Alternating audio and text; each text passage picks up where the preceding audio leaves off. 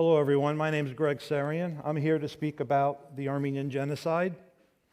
The Armenian Genocide was a very well planned, intentional, systematic form of a complete annihilation of an entire race of people.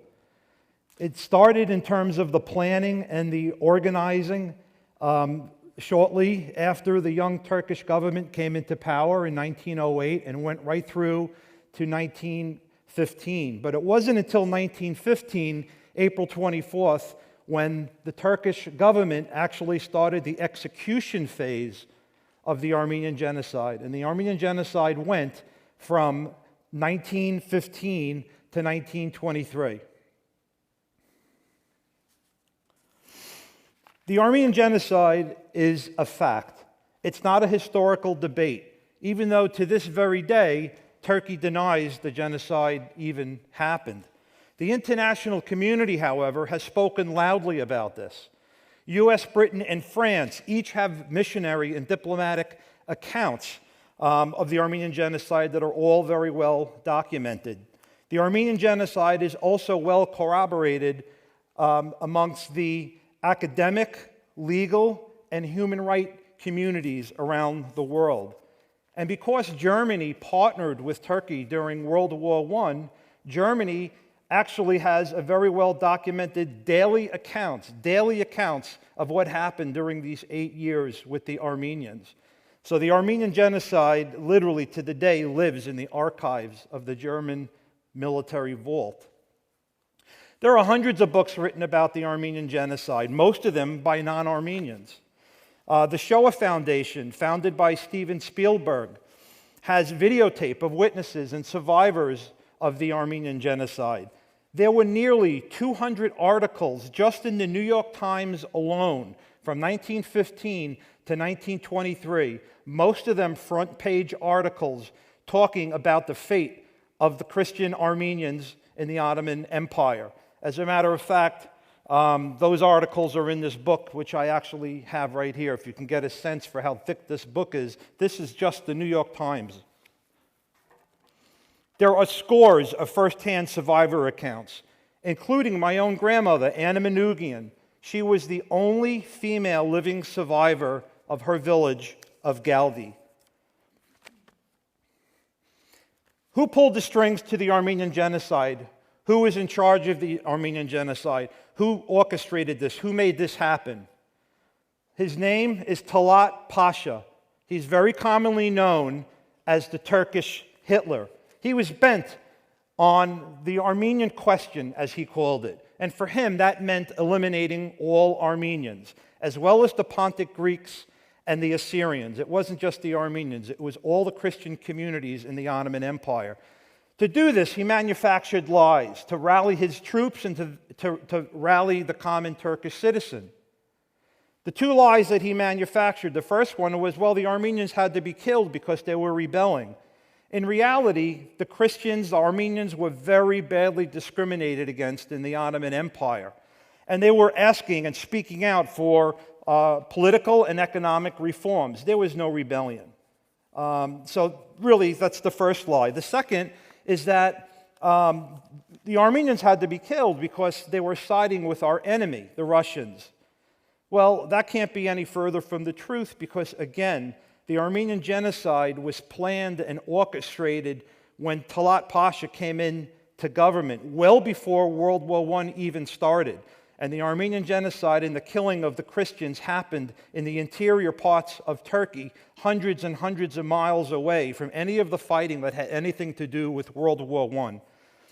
Simply put, Talat Pasha gave justification to a violent and brutal means to transform the Ottoman Empire into one nation, one people, one race, all Turkish. There were no room for Christian minorities. The start of the execution phase of the Armenian Genocide. 250 of the most prominent Armenian leaders were rounded up. We're talking about priests and scholars and teachers, artists. And the hope was, well, the Turks want to talk with us. We want to talk about political and economic reforms. But what happened when they arrived at this meeting, all 250 were put to death. This was the official start of the execution phase of the Armenian Genocide. That was April 24th, 1915. Shortly after that, the deportation marches started. Again, Talat Pasha was quick to say, we're relocating the Armenians to safety because they're in harm's way during World War I. The reality was, these were death marches. These Armenians, men, women, children, young, old, were hoarded out of their homes, lined up, and they were sent out to either be drowned in lakes or put out to the desert and killed. Along the way, they suffered all different types of mutilation, starvation, deprivation of food, water, shelter, and rape. There is, I guess, a bright spot, if you want to call it that, which is some of the Armenians actually made it through, and they survived the Armenian Genocide.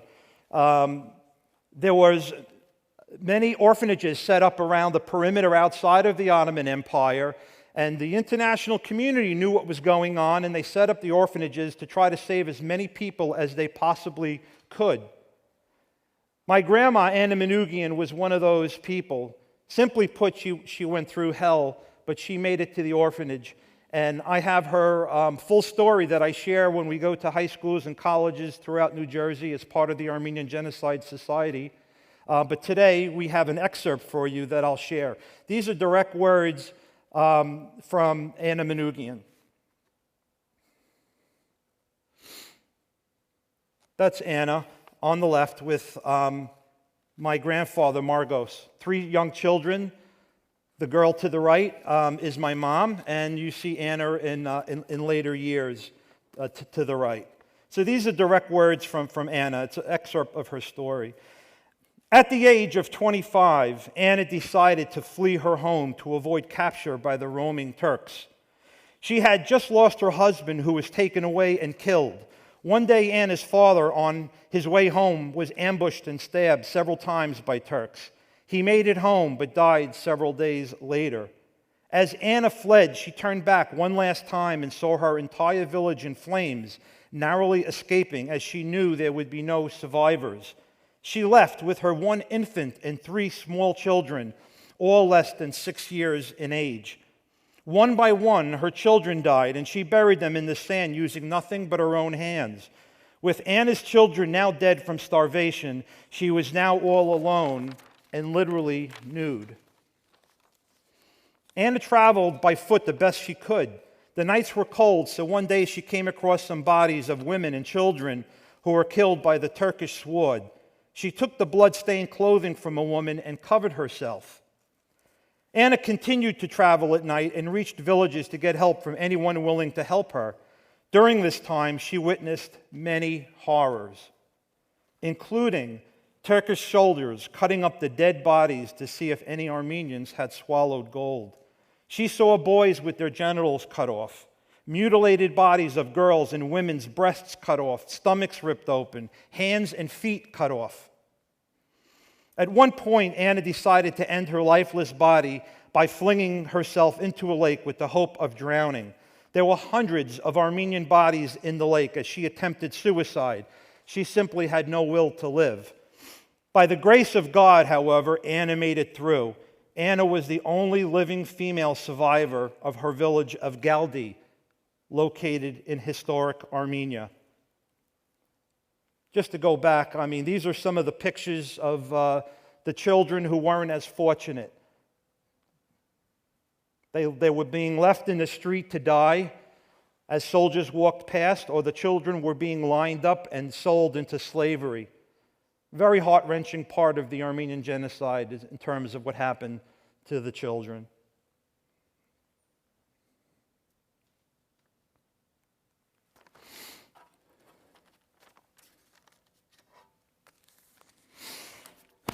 Okay, what was the result of the Armenian Genocide?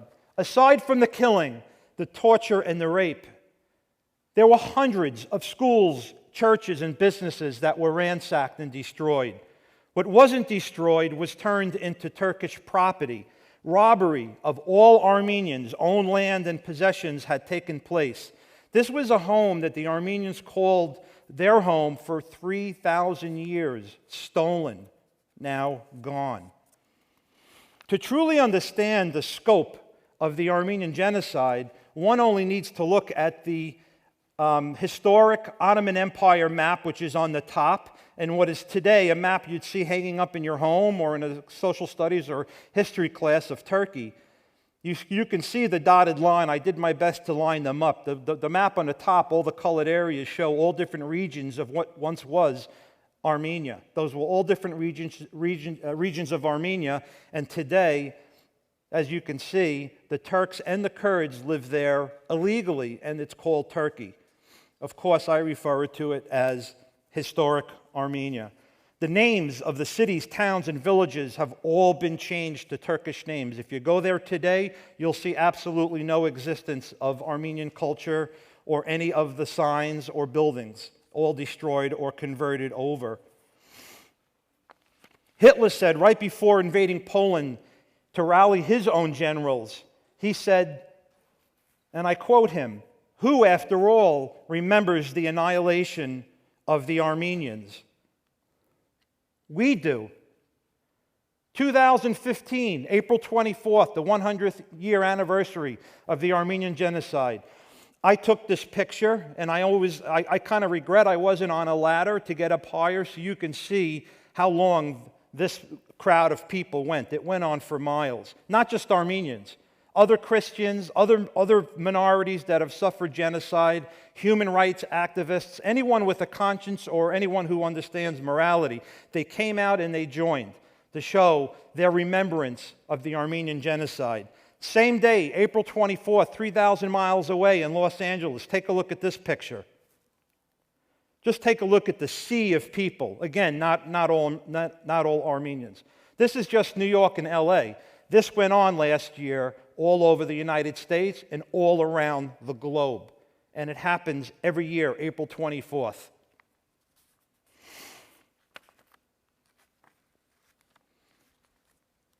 In closing, I'd like to say Turkey must come to terms and accept their historical past, as well as their current campaign of denial. They spend millions and millions and millions of dollars every year to cover up the Armenian genocide and to say that it never happened. This issue will never end until justice is paid for their crime of genocide. And in the words of my grandma, Anna Manoogian, you could never forget. Thank you very much.